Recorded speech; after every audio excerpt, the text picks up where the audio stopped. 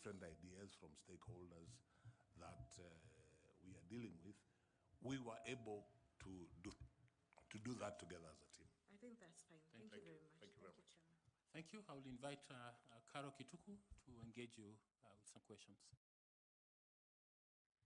Thank you very much, Chairman. Mr. Nyachai, will allow me to ask like 3 questions or 2 questions. The Constitution at Article 86 contemplates the use of a voting method that is accurate, verifiable, simple, transparent, and accountable. In the 2013 elections, 2017 and 2022, the IEBC deployed technology. In your view, does the technology that the IEBC deployed meet these constitutional threshold or requirements? Was it verifiable? And you can use examples to explain your answer. Okay, I would say that this has happened incrementally. And the real 2013 years, but I think the real technology was 2017. My understanding of why the first election in 2017 was annulled was on the question of verifiability. Because the Supreme Court took the view that the technology that was used, and in particular, the uploading of results from the polling station to the National Tallying Center, and now I'm talking about the presidential election, because that's really where the problems that IEBC has been having about elections. That has been the main, the presidential election. And the Supreme Court was quite clear that we cannot verify this which the presiding officer basically was sending a text, their own text. And that's why the Supreme Court required the uploading and the actual transmitting of what is known as Form 34A. That's basically, apart from a few other, maybe, that's, in my understanding, what actually killed that first election. And that being the case, I would say that, and I think the Supreme Court also took the view that 2022 was a significant improvement, and what remains to be done, in my view, has more to do not so much with the fact that the election may not be verifiable, but it has more to do with the ordinary Kenyan remaining persuaded that it is verifiable. If you read my application, my letter of application, I used the phrase that where IEBC wants and needs to be is where IEBC, like Caesar's wife, must be above suspicion. Because as long as what is being done leaves any question marks in the electorate, in the people of Kenya, then IEBC has fallen short. I think IEBC, and to this extent, I agree with the Supreme Court. They did, relative to the previous 2 elections, I think they did a relatively good job. There are, of course, things that the Supreme Court pointed out which could be done better. But all said and done, the elephant in the room is that question of what is it that needs to be done, especially with the use of technology, so that the Kenyan voter, the electorate, the Wanjiko, the Mora, the Amina, actually is persuaded that yes, even if we lost this, we are not quarreling with the electoral management body. The reasons lie elsewhere. Okay. So just following up on what you're saying, that the technology that the IBC has deployed over the various electoral cycles has been progressive.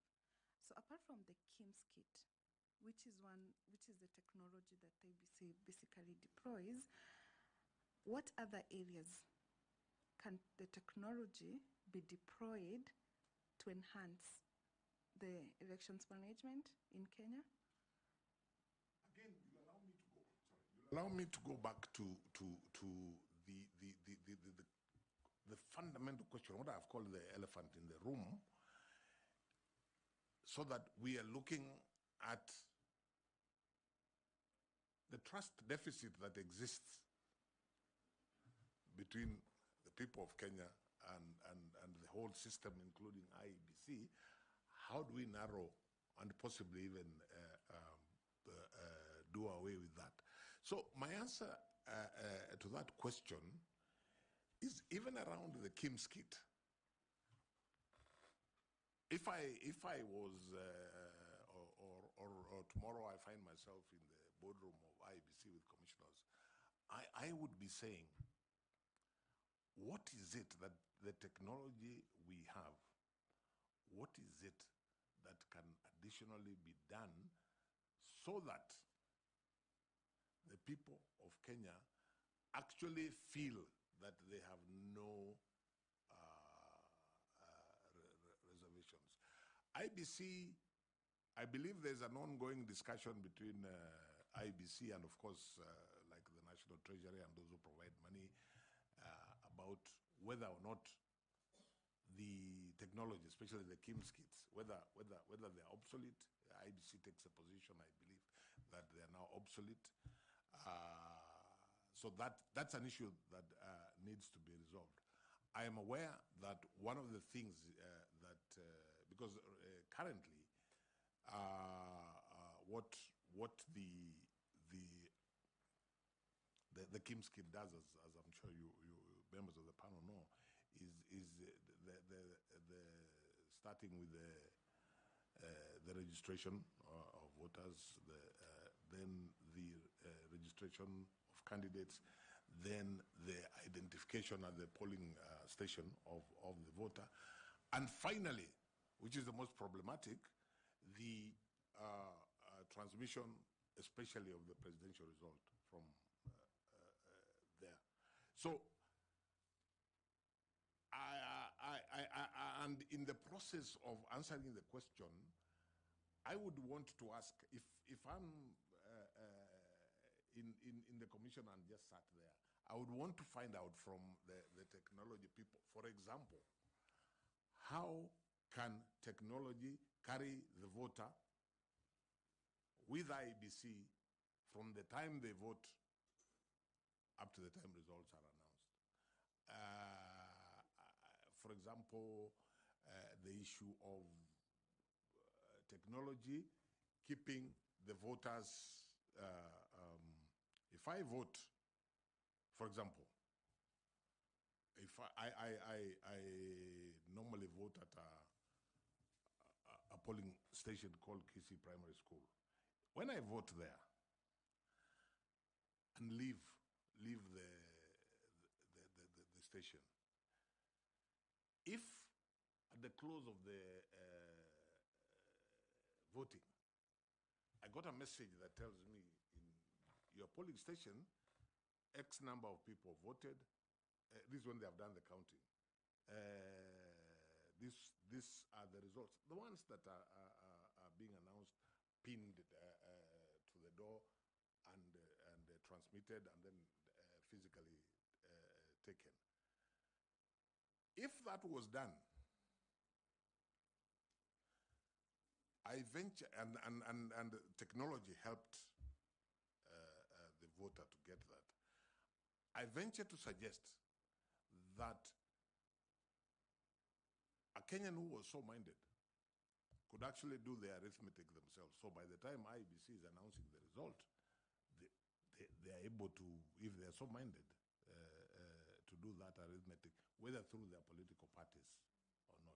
So I think what I would be asking, not being a technology person myself, my question will still remain what I would be asking the technology people. What is it additional that we can do the voter to feel that there's nothing going on wrong, there's nothing they've missed? Yeah. My last question.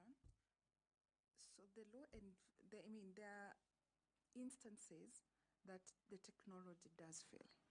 It's technology, it can fail. So the law envisages that IBC should contemplate having a complementary system. Two questions.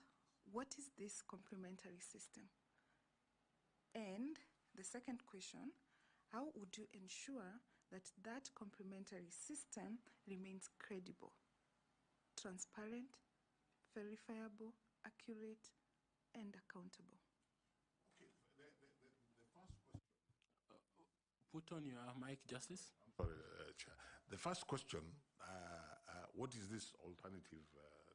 This was the subject of litigation. Of course, having another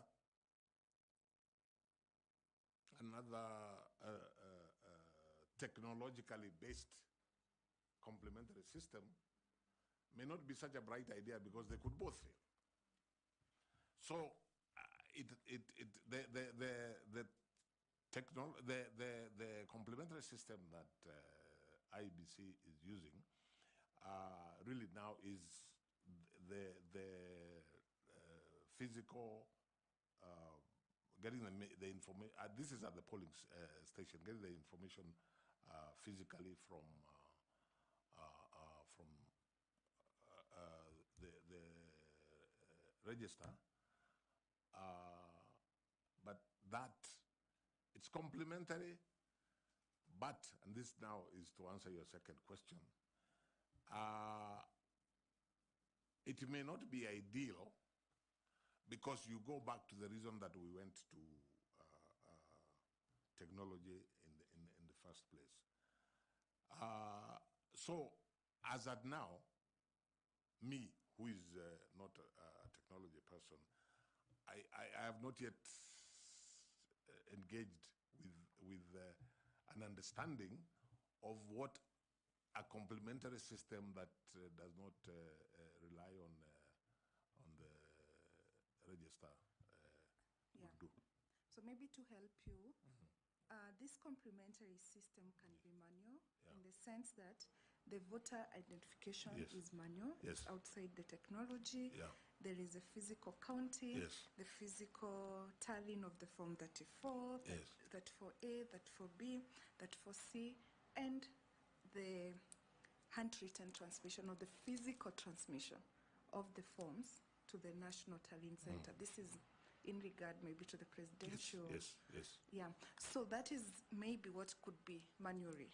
So we are asking, given now those steps that are being taken manually without the help of technology, if you become successful and you are the chairperson of the IBC, how would you ensure that those processes meet the constitutional threshold that is established in Article 86 in regard to the system being verifiable, accurate, accountable, transparent? Let me say this. I think it would be, in the absence of technology, it becomes more difficult to ensure that it is verifiable. So I think one then would be looking at how do you safeguard, for example, the journey, the physical journey that that from 34A takes to become 34B and then eventually get to the National Tallying Center. And I also think that participants,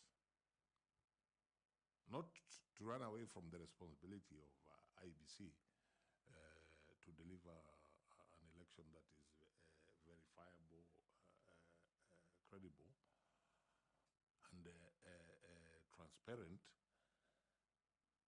The players in the political parties, the candidates, I think need to play a bigger role in terms of protecting that process, and that requires, I think, engagement between IEBC and the stakeholders in coming up with an alternative system, which, as I hear you, would be entirely devoid of technology, which of course means that we are going back to where we started. Okay. Thank you, Chair. Thank you very much. We are almost halfway through, so be concise in your responses. I want to invite Dr. Koki to ask some questions. Thank you very much, Chair. Mr. Justice Nyachae, you mentioned that you have been, in the democratization movement in Kenya, and indeed it is true, we have worked together. My question is, one of the issues that has really concerned democracy, has hampered democracy in Kenya, is and has contributed to divisive politics, is a system of first past the post, or what we have in Kenya, that leads to results that the winning candidate takes all, where the winner takes all. And one of the concerns that, of course, there are many ideas that have been advanced on how to improve the democracy and the electoral landscape by introducing different types of electoral systems. For example, mixed member proportional representation, etc., which addresses some of these divisive elections. Why do you think that has not succeeded in Kenya, and you have been involved in this process for that long? That's the first question. My own view is that I think there are probably several reasons which pertain to our type of politics, which sadly is not always issue-based. And that's why even political parties, to actually achieve issue-based political parties has been a challenge. And that's why, for example, proportional representation may not work, because you have a mindset that want our own representative in this particular locality or in this particular community, who we see as our representative. It's not about issues. That, I think, is a reality. But let me say this. Those who, in the democratization process, as you will recall, Dr. Muli, we tended to deal with much more basic things, And we really didn't get, at that time, to the stage where we are looking at, for example, alternative kinds of elections. I always ask, whenever I hear that argument, I always ask myself, why does first past the post work in very many other systems, but it's a challenge. It's a challenge in Kenya. The people of Kenya, I think, promulgated a constitution as they saw fit, how they wanted to be governed. And perhaps if, and our politics tend to revolve around individuals. Perhaps a solution would be to have a system where, yes, first past the post, for example, if you're talking about a presidential election, but then you have individuals who have huge followings, and when they lose an election, whichever way they lose an election, their followers just feel, then we are done for. If our person did not get it, then we are done for. So to me, not being pessimistic, but I wouldn't start with trying to change the system so that we have, say, proportional representation, which I personally favor. I would begin it from the pragmatic perspective of, is there a way that we can ensure that participants in an election at the end of that process are not feeling excluded from the body politic? Thank you.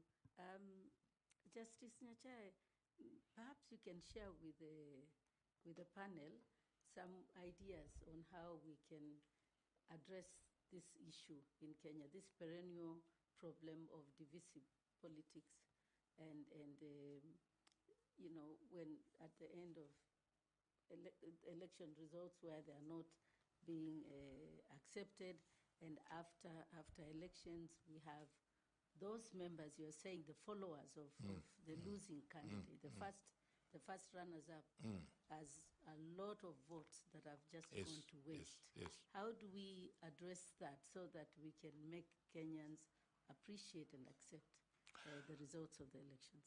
I think the first thing I would say, Dr. Muli, is that what we were discussing a minute ago, where we want to get to a situation where the people of Kenya have faith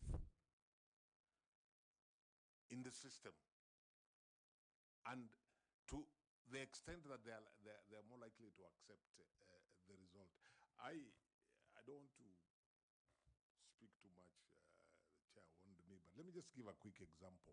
I'm not a great football fan, chair, but in 2014, by God's grace, I got an opportunity to go and watch the World Cup final in Rio, in Brazil. You know, thousands of people in that stadium, and everybody with very strong views in terms of who they are supporting. At the end of the match, you just had two reactions. Those who won were jubilant. Those who lost left there feeling dejected. But what you didn't have is a scenario of those who lost saying, no, there was something not right here. Of course, there are things like, I forget what they call it, where nowadays there's technology assists to follow some of those things. But the important thing is, how do you, in answer to Dr. Muli's question, how do we get to a situation, and that's the first part, a situation where people have faith in that system. So if they lose, they're just dejected, but they don't cry foul. The second team, the second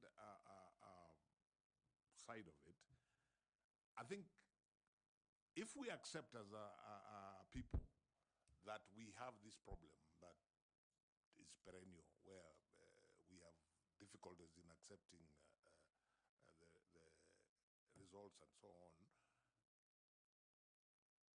because of what the consequences are. Because the consequences is that a leader and his or her people feel, oh, if once we are lost, then we are done. We have nothing out of it. Is perhaps to relook at the structure of government so that in the body politic, those who have not won at all levels to be able to form government feel that they're still participating in the body politics. Those are the two suggestions that I would make. Thank you very much, Justice Nyachae. Thank you very much, Chair. Thank you very much. I presume that in Brazil there was confidence in the referee. Chair, there must have been, because I didn't see anybody shouting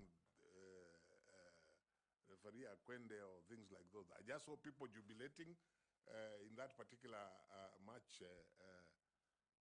Germany won. I saw people, those supporting Germany jubilating. The other side, Argentina lost, the crying. But it's just the way you accept that we lost. But nobody challenged the system of how the result was arrived at. That's my point, Chair. Okay, then we will ask you further questions since you will be the referee if you get this job. Thank you, Chair, and thank you again, Justice Nyachae. You are the chair of CIC, which I'm looking at the Constitution here. You are to monitor, facilitate, and oversee the development of legislation and administration procedures required to implement this Constitution. Now, I believe you are part of the Chapter 15, the operationalization of the Chapter 15 commissions, for which CIC was one of them, and particularly IEBC is one of the Chapter 15 commissions. However, in the recent past, in 2014, there was the Senate actually raised concern with regard to conflicts between the commission or within the commission. And I think this one was specifically to National Gender and Equality Commission. Equally, in 2015, there was an issue at Ethics and Anti-Corruption Commission, which is also a Chapter 15 commission. And even it went to court. There were investigations that were done. At some point, they were nullified on the basis that there were no commissioners at EACC. We've seen what has been happening at IEBC. 2017, we saw how the former chair, the CEO, how some commissioners left, resigned. And coming home to the IEBC Act, I was just looking at it, and we've had 10 amendments up to last year.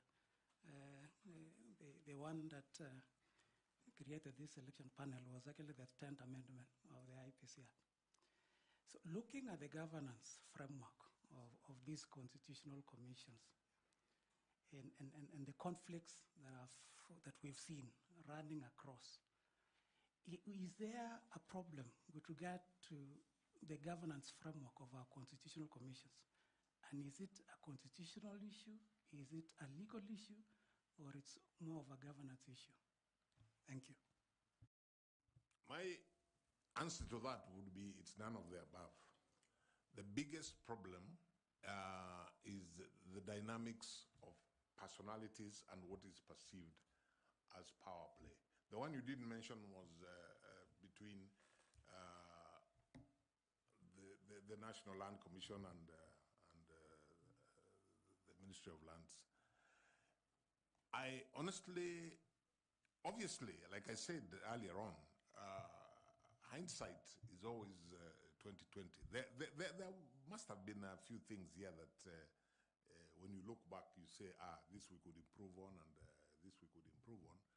But the basic framework for each of those constitutional commissions, I would still stand by the laws that were put in place. The problem if we are to be honest with ourselves, is personalities, the dynamics of power play, resistance to change. Classic example would be the conflicts that were there between the National Police Service Commission and the National Police Service itself, the Inspector General and his team. I still don't think the problem was either with the Constitution or with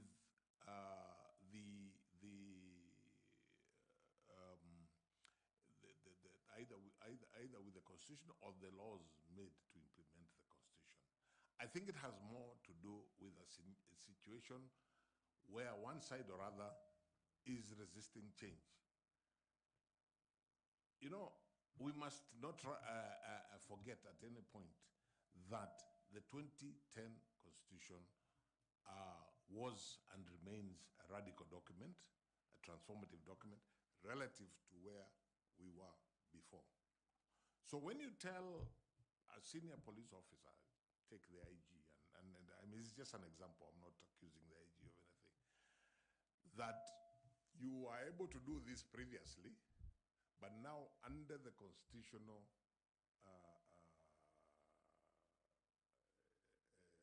dispensation that we now have,